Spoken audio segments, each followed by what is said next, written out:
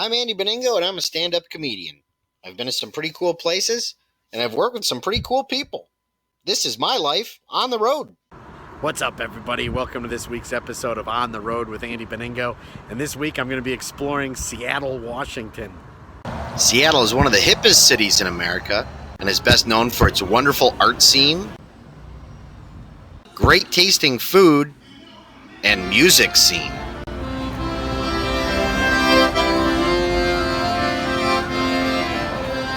Seattle has some pretty unique landmarks all over the city. Here I am in front of the original Starbucks, and as you can tell, the line is massive. The first Starbucks opened in Seattle in 1971, and today has over 30,000 locations worldwide. Some of the landmarks around Seattle are a little unusual. Here we are at probably the grossest place in Seattle. Behind me is the world-famous gum wall, where people come from all over the world and stick gum on the wall. The Market Theater gum wall is a brick wall that is completely covered in used chewing gum. It was named one of the 5 germiest tourist attractions in America. This alley is absolutely disgusting. The entire ground is filled with little pieces of gumball. All the walls have little bubbles sticking out of them. The entire street is just covered in gum. It's probably the grossest place to walk ever. In November of 2015, it was announced that for the first time in 20 years, the gum wall would be cleaned. After 130 hours of cleaning, over 2,350 pounds of gum was removed from the wall. There we go. We'll put some gum on the wall here.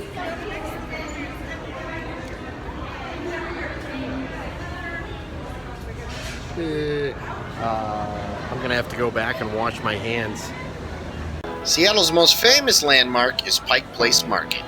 It opened in 1907 and is the oldest continuously operated farmers market in the United States.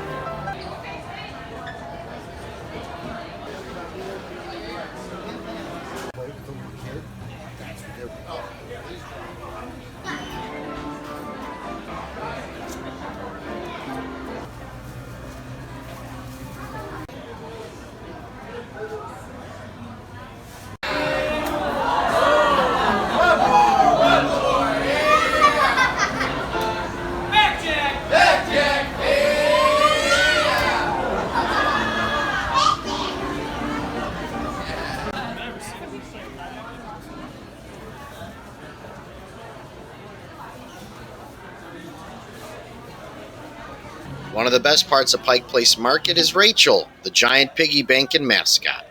Rachel was modeled after a real pig that lived on Whidbey Island and receives roughly $9,000 a year, which all goes to fund the market's social service. That is the biggest piggy bank I've ever seen in my entire life.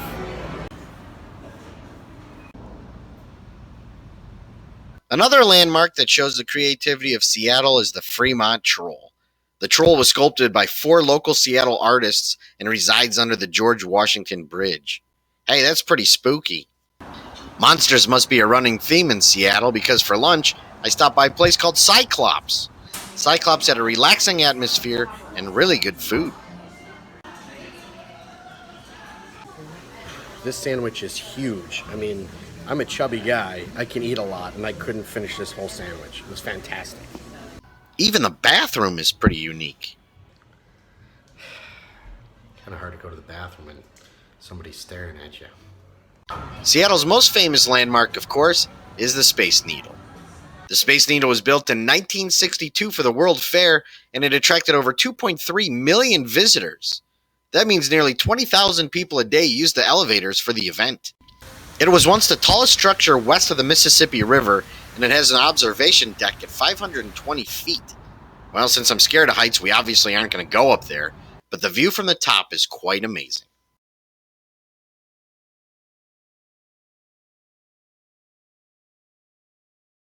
I had a really great time exploring Seattle and checking out some of its landmarks.